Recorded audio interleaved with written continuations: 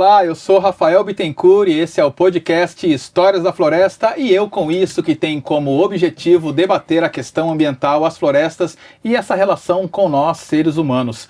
E olha só, a partir desse episódio, nosso podcast ganha uma parceria incrível aqui com a TV USP Piracicaba e com isso ele passa a ser transmitido também em formato de vídeo e entra na grade da TV USP. Olha só, que legal! E o projeto Corredor Caipira, conectando paisagens e pessoas, é realizado pela FEALC, pelo Nasce Peteca, aqui da Exalc USP, com patrocínio da Petrobras, por meio do programa Petrobras Socioambiental. E hoje vamos falar sobre clima, um tema bastante contemporâneo, bastante atual.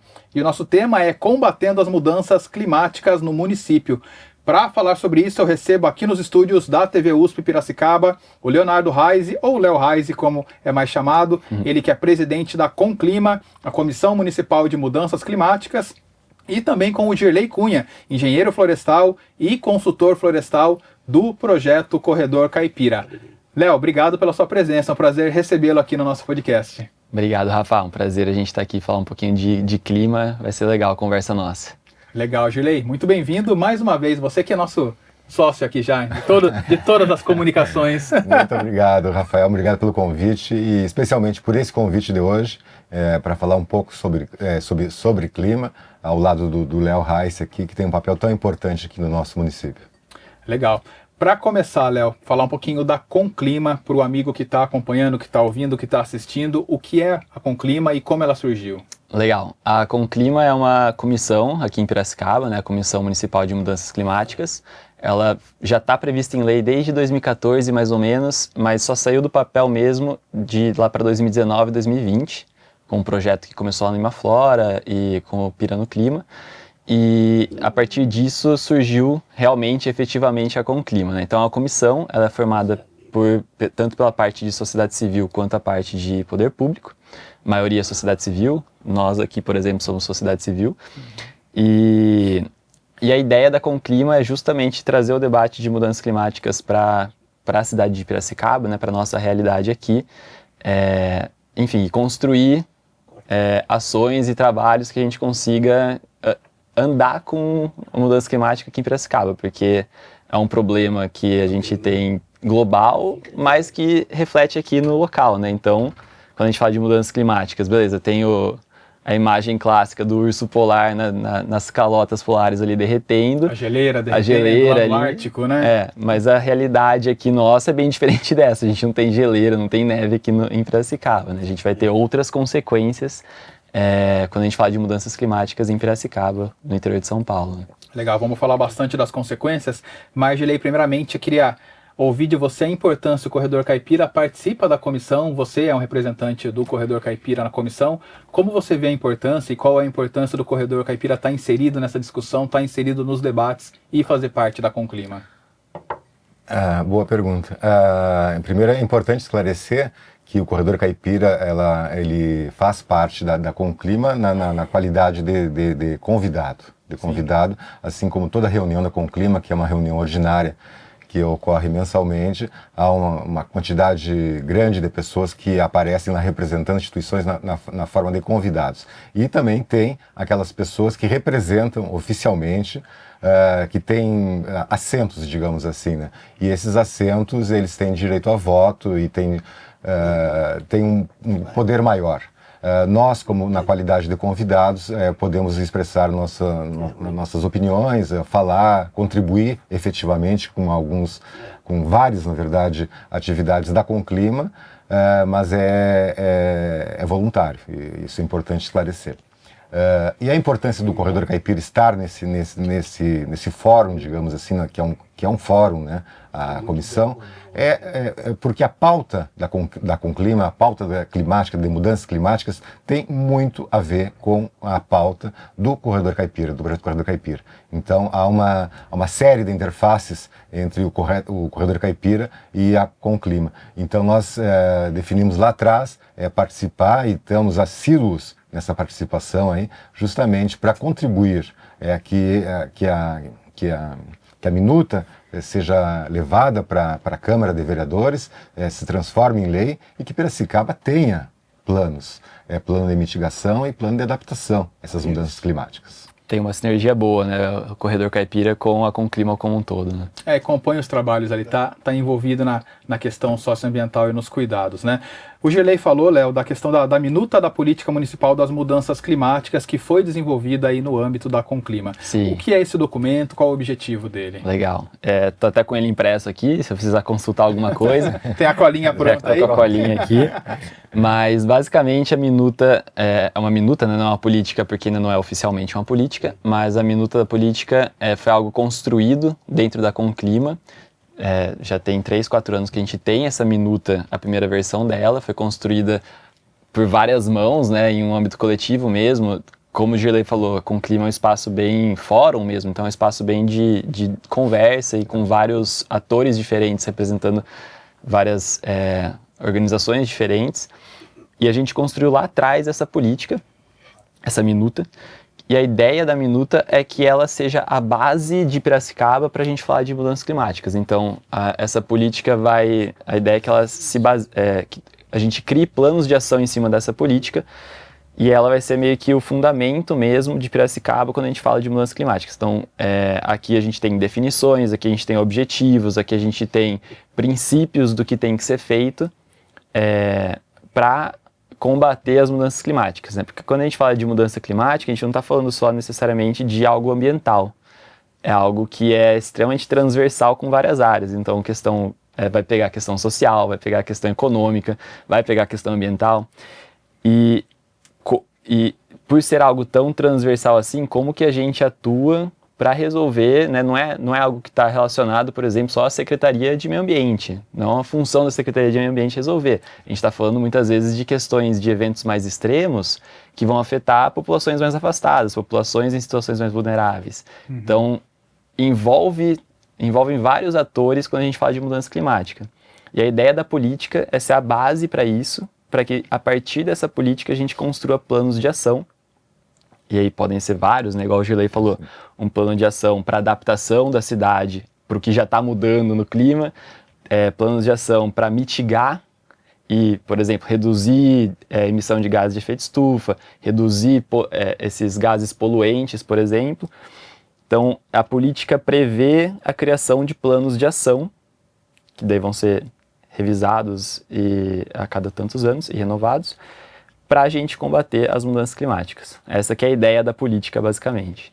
E falar em mudanças climáticas, as mudanças atingem determinado território, cada um de uma forma. Só para a gente usar um exemplo aqui que ficou muito conhecido, no Rio Grande do Sul, sua terra, Girley, houve uma grande chuva, inclusive com muitas mortes, muitos alagamentos. Aqui já na nossa região, no final do ano passado, uma seca extrema, um período ali de, inclusive, 4 meses, apontado pela professora Natália, aqui da Exalc, como o ar esteve insalubre ao longo de 4 meses. Como você vê a importância de você pensar em estratégias para combater a mudança climática focada no território? A importância disso, de você ver as características do território daquele local, para a partir daí você ter realmente ações efetivas para esse combate.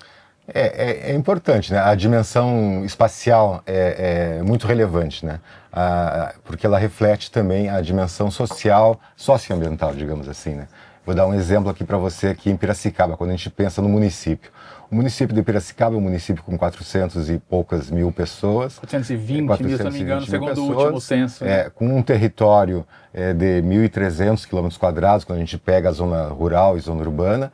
E quando a gente olha para a zona urbana, a gente vê que ela é extremamente heterogênea, tá? Em termos, por exemplo, de infraestrutura verde, que é aquilo que vai facilitar a qualidade, vai melhorar a qualidade de vida das pessoas. Isso é muito heterogêneo em Piracicaba. Quando a gente vai na Nova Piracicaba, a condição microclimática é muito diferente daquela condição microclimática que experimenta quem mora, por exemplo, no Jardim Oriente, ou lá no São Jorge, ou nessas regiões mais periféricas do município. Variação dentro da própria cidade. Né? E quando você vai, por exemplo, aí pega um bairro de classe média, aqui o bairro São Judas Tadeu, aqui pertinho da Exalc, aqui. A gente tem uma outra condição climática também, uma outra situação, e cada um desses espaços, ele também tem suas características sociais. E quando a gente fala em mudanças climáticas, fala em eventos extremos, esses eventos eles são mais intensos, são percebidos de maneira mais intensa por quem tem menos condições. Tá? Nós, se moramos aqui no centro, aqui temos uma facilidade maior, às vezes as nossas casas têm ar-condicionado, a gente pode enfrentar um período de calor, 10 dias de onda de calor, mais facilmente do que quem mora num lugar onde compartilha um quarto com 4, 5 pessoas. Com menos estrutura. Com menos estrutura, que não tem uma árvore no seu quintal, que não tem uma área verde. Então, isso aí é o que nós chamamos da injustiça ambiental. Sim. E quando a gente pensa numa política municipal de mudança climática, a gente busca a justiça ambiental também. Então, é só para dar um exemplo, quando a gente olha para um território e olha para uma cidade, e aí é importante ressaltar uma coisa. Piracicaba faz parte hoje de uma região metropolitana que inclusive leva o nome de Piracicaba. É importantíssimo. E Piracicaba tem a Exalc, que é uma referência internacional quando a gente fala em agropecuária, quando fala em meio ambiente e tudo mais. Tá? E então é importante saber que nós somos exemplo para toda N municípios que estão na nossa volta, da nossa região metropolitana e fora dessa região metropolitana. Então daí a importância de Piracicaba ser um exemplo positivo, não só para resolver ou para olhar para os seus próprios problemas e enfrentar esses problemas, mas também para ser algo de referência para os municípios que estão no nosso entorno, que são mais pobres que Piracicaba, pobres no sentido não apenas de recursos financeiros, mas têm menos recursos humanos, têm menos recursos diversos que Piracicaba contém. Então nós temos aqui no nosso município uma oportunidade muito grande de sermos exemplo e favorecer o desenvolvimento de toda uma região, né? Então daí a importância de olhar para o território, mas também não perder o olhar para o entorno que está à nossa volta. E pensando nessa questão, inclusive na necessidade de olhar para cada território, considerando características específicas de cada local, imagino que para se estabelecer e para se criar essa minuta tenha ocorrido vários diálogos, né, para conhecer a realidade de cada local. Sim, imagino que tenha sido um processo complexo. Sim. Como é que foi um pouco isso? Várias reuniões. O Girley participou até nessas últimas aí.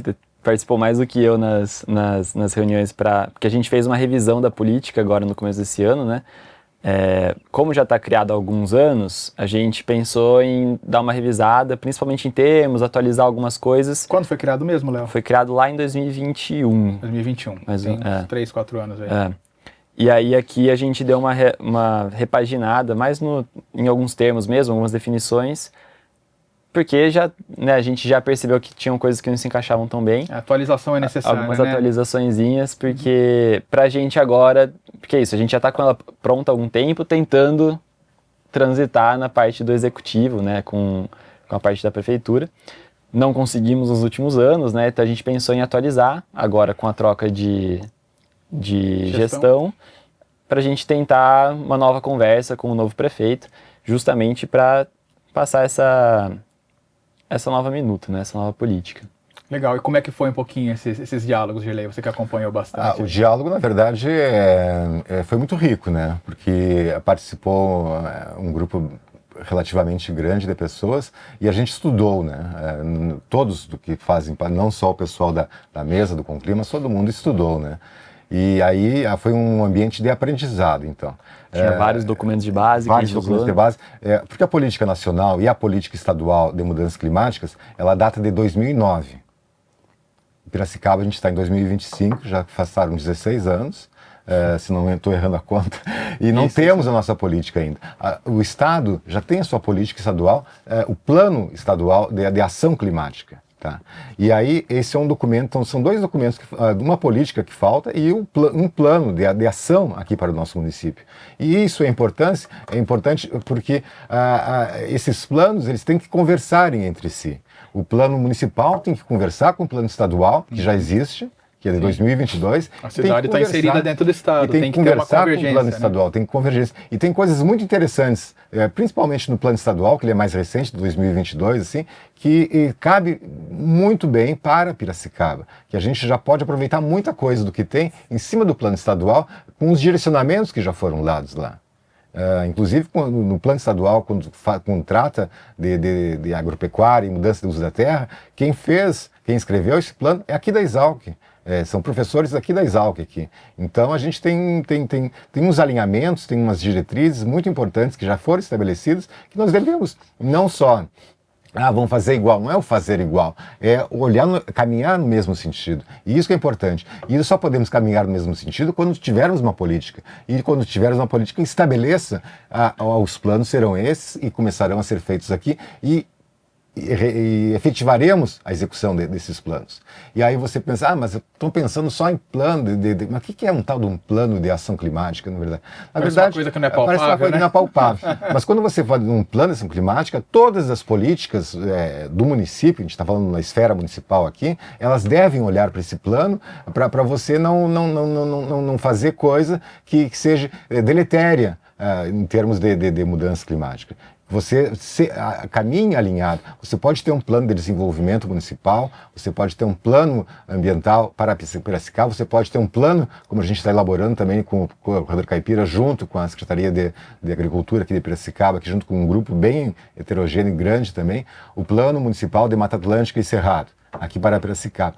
Esse plano já está conversando com a Minuta. Tá? Ele está alinhado com a Minuta. E todo o plano que for feito aqui em Piracicaba para o desenvolvimento futuro, ele deve sempre se remeter isso aqui. Para quê? Porque a realidade da mudança climática é algo inexorável. Não temos como fugir disso. Não temos como enterrar a cabeça e dizer, não existe, não nos afeta aqui. Temos que olhar o problema e enfrentar o problema. E quando a gente tem condições... O negacionismo não vai resolver, não vai acabar com o problema. Negar não vai resolver. Então a gente tem que olhar para o problema e enfrentar dentro das nossas limitações, porque a Minuta... Quando a gente olha detalhadamente a Minuta, a gente vê, mas isso aqui vai incorrer em custos, isso aqui vai ter um preço, isso aqui. Sim. E esse preço, ele tem que ser dimensionado, tem que ser avaliado, mas tem que ser avaliado à luz do que é a mudança climática e à luz do efeito prejudicial que teremos se não permanecermos sem uma política municipal para tratar desse assunto. E, Léo, aproveitando... Posso só pegar um gancho rapidinho que o Gelei falou aqui? Com certeza. Justamente nessa questão de negacionismo e tudo mais... É isso, a gente aqui em Pira, a gente tem o Vale do Silício do agronegócio, né? O pessoal fala e tudo mais, e muitas vezes mudança climática é um tópico que é visto como assim, ecochato, né? Negacionismo e tudo mais.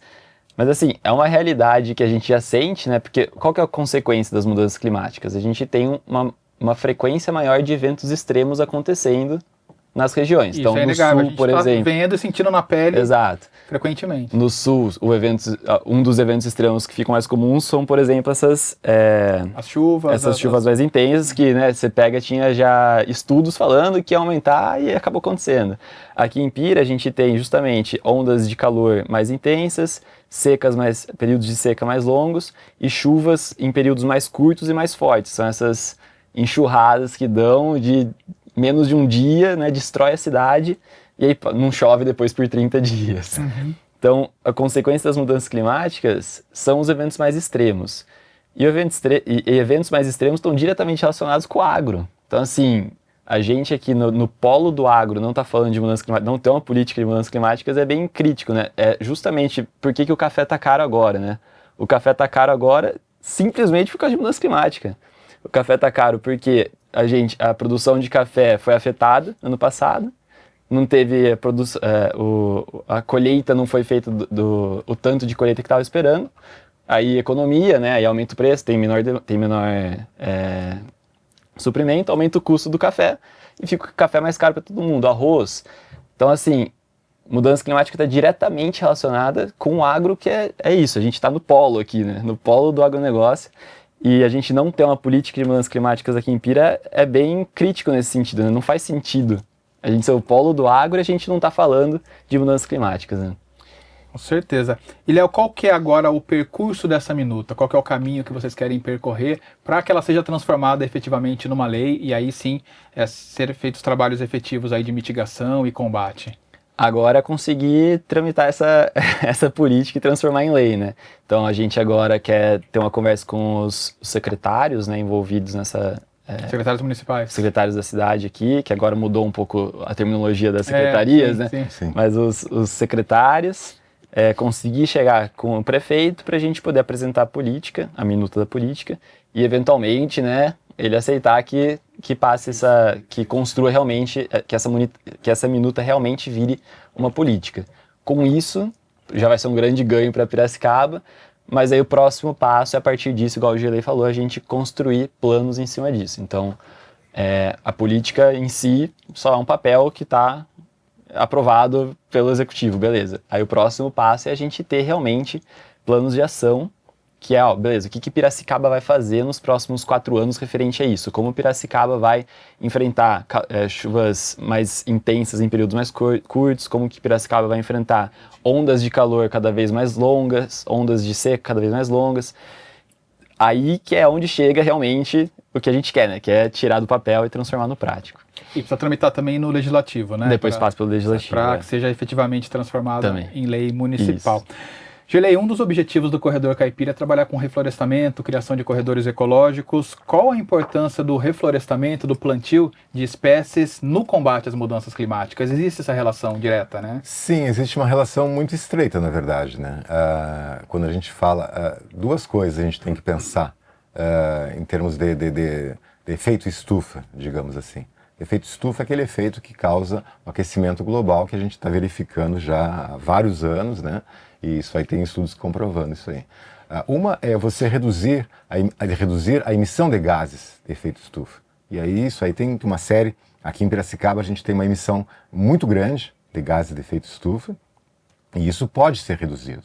Aí na política municipal, dentro das diretrizes aí, são apontados já o que deve ser feito para reduzir-se essas emissões.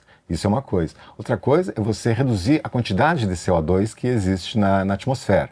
E isso localmente a gente pode fazer através do sequestro desse CO2. E aí a floresta entra como um elemento privilegiado, digamos assim, né? A floresta nativa, a floresta restauração com espécies nativas, ela absorve o CO2 para o seu crescimento, via fotossíntese, né? Incorpora esse carbono na sua biomassa, nos seus troncos, nas suas raízes, nas suas folhas e tudo mais. E esse estoque ele vai durar, esperamos, muitos anos estocado aí. Mas o eucalipto também faz isso. Sim, o eucalipto também faz isso e às vezes de uma maneira mais eficiente. Só que a madeira do eucalipto ela entra num ciclo de produção e ela vai se transformar em CO2 ali na frente. Ali. Não vai ficar estocado. Não vai ficar estocado, diferente de uma floresta. A floresta aqui para a nossa região também é algo que falta.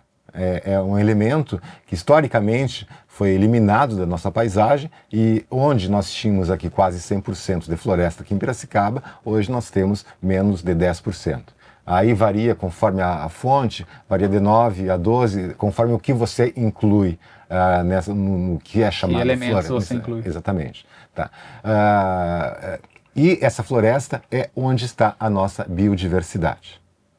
Aí, então, quando a gente pensa na fauna nativa da nossa região, quando a gente pensa na biodiversidade, aqui em Piracicaba nós temos mais de 800 espécies que são nativas da nossa região. 800 espécies? Mais de 800. Mais de 800. 800 espécies. Na região de Piracicaba? Aqui no município. No município de Piracicaba? Com esses não 10%, sabia, isso é novo com esses pra mim. 10% aqui. Tá? Não são todas as árvores. As árvores representam, grosso modo, 30% disso, 250, 260 espécies. Quando a gente faz os levantamentos, a gente vê isso. Tá? A gente tem que restaurar isso aí. A floresta, ela provê também serviços ecossistêmicos. Então, a água que a gente está bebendo aqui, se ela foi servida da torneira e foi filtrada ali, essa água vem do rio Corumbataí. Tá? Se for o caso de uma água que foi filtrada. O rio Corumbataí é um exemplo de uma área que precisa muita restauração florestal para prover esse serviço de água, tanto em quantidade quanto em qualidade. é um exemplo. A floresta também, a gente pensando na zona rural, a gente tem esses 10%, mas esses 10%, quando a gente olha o território todo de Piracicaba, esses 1.300 e poucos quilômetros quadrados, ela não está homogeneamente distribuída. Ela está concentrada na região oeste de Piracicaba, na direção de Anhembi. Quando a gente se aproxima da zona urbana, ela fica mais rarefeita. Então, esses 10% passa a ser 4%, 5%, depende da bacia hidrográfica que nós analisamos. Então, a floresta aqui é um elemento que falta muito na nossa paisagem. E isso aí para prover serviços ecossistema de uma maneira geral. Quando a gente olha para a cidade, tá, a floresta dentro da cidade, logicamente, é uma porcentagem ínfima, não sei quantos por cento se daria hoje, tá? Mas aí, quando a gente fala em microclima urbano, quando a gente fala em qualidade do ar, quando a gente fala em bem-estar da população, a floresta não adianta ela estar lá perto de Anhembi, tá? Ela tem que estar aqui próximo da gente. Então, a floresta também, aqui na cidade também, ela sequestra o CO2, ela faz esse serviço ecossistêmico de reter um dos gases principais do efeito estufa, que é o gás carbônico, mas também tem esses outros serviços que a floresta faz. Então a floresta é intrinsecamente ligada à solução, ao enfrentamento das mudanças climáticas. Com certeza, e é o básico, né? É o básico, é necessário, extremamente. Plantio de árvore, né? O que a gente já sabe desde 50 anos atrás. É o mais. É fundamental. Gente, poderia ficar aqui falando sobre esse tema tão importante por muito tempo, mas a gente vai debater mais e dialogar bastante sobre isso. Léo, obrigado, cara, pela sua participação aqui. Rafael. Queria que você deixasse contatos aí para quem quiser saber mais sobre a Conclima e poder bater um papo com você. Legal. Quem quiser me encontrar, tô no Instagram, leo.raise, e a gente tem um canal no WhatsApp da Conclima. Então, se vocês quiserem saber a gente passa as informações do que está acontecendo no município, de eventos ou de coisas da Conclima ou correlatas a mudanças climáticas. Aí vocês podem pedir para mim e eu adiciono vocês lá no grupo nosso do WhatsApp. Só os administradores que mandam mensagem, então não tem muita mensagem. E tem um site, né? E tem o site da Conclima também. No site da Conclima dá para você acessar, inclusive, a minuta da política, todos os nossos documentos, os eventos que a gente já fez nos últimos 4 anos. Então a gente tem bastante material no nosso site. Só pesquisar no Google Conclima Piracicaba. Conclima com M de macaco. Legal. Eu só queria, em relação a essa fala última do Léo, queria destacar que a Conclima, ao longo desses anos, ela faz todos os anos um ciclo de eventos. E esse ciclo de eventos é muito importante porque a gente traz a discussão, a Conclima traz para a discussão uma série de temáticas relacionadas a mudanças climáticas, né? O ano passado foi muito interessante, o terceiro ciclo, né? Agora teremos o quarto ciclo desse ciclo de eventos da Conclima aqui, que se dará nos meses de junho, agosto e outubro. Com palestras, e vai ter algumas outras atividades, inclusive o Quadro Caipira vai estar junto com algumas coisas com a Conclima, e é importante a população, as pessoas que se interessam pelo tema ou que querem saber mais sobre o tema, acompanhem esse ciclo de eventos, porque é uma oportunidade de a gente discutir junto, de estar junto, ver coisas novas, porque a gente sempre aprende também, né? Cada pessoa que vem e fala, ou cada prática, é uma oportunidade também para a gente ampliar o horizonte do olhar, assim, e ter uma perspectiva mais longe das mudanças climáticas. E eu falando mais longe, é uma coisa que é importante destacar também, quando a gente fala em clima, a gente não está preocupado não apenas com o nosso corpo que está aqui hoje, com os nossos que estão aqui ao nosso redor, a gente está preocupado com os nossos filhos e com nossos netos. Daqui a 50, 100, 150 anos. O que será de Piracicaba se agora que temos a oportunidade de olhar para o futuro nessa perspectiva, nós não olharmos, fazermos o papel do avestruz. Assim. É por isso que é importante.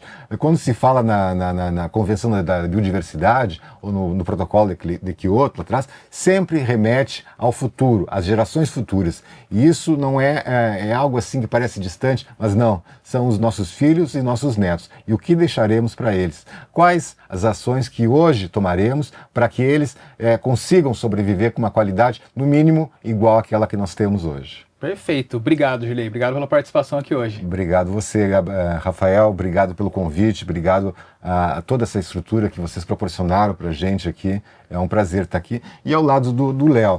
O Léo, na verdade, eu ressalto muito a importância do Léo pelo que ele representa. Ele representa a mesa diretora da Conclima.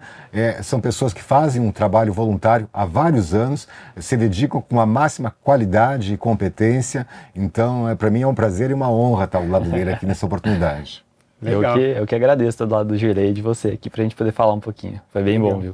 Maravilha, gente. Vamos de ficha técnica agora. O podcast Histórias da Floresta e Eu Com Isso é produzido por meio de parceria entre a TV USP Piracicaba e o Corredor Caipira, conectando paisagens e pessoas, projeto realizado pela Fundação de Estudos Agrários Luiz de Queiroz, a FEALC, e pelo Núcleo de Apoio à Cultura e Extensão Universitária em Educação e Conservação Ambiental, o NACE-Peteca, aqui da Exalc USP, e o patrocínio da Petrobras, por meio do programa Petrobras Socioambiental. Nosso podcast tem como diretor, roteirista, a idealização e apresentação são minhas, Rafael Bittencourt, produção de Jéssica Lani, Gregory Anthony, Fabiano Pereira, imagens de Fabiano Pereira e Moacir Gibim, direção de TV e motion design de Fábio Torresan, coordenação geral do Corredor Caipira do professor Edson Vidal, coordenação técnica de Henrique Campos e Germano Chagas, a diretora da Exalc é Thaís Vieira, o vice-diretor Marcos Milan e o chefe técnico da divisão de comunicação é Caio Albuquerque. Mais informações sobre o Corredor Caipira você confere nas redes sociais digitando @Corredor Caipira ou no site corredorcaipira.com.br. A gente fica por aqui desejando a você um ótimo dia, uma ótima semana. Um abraço e até a próxima!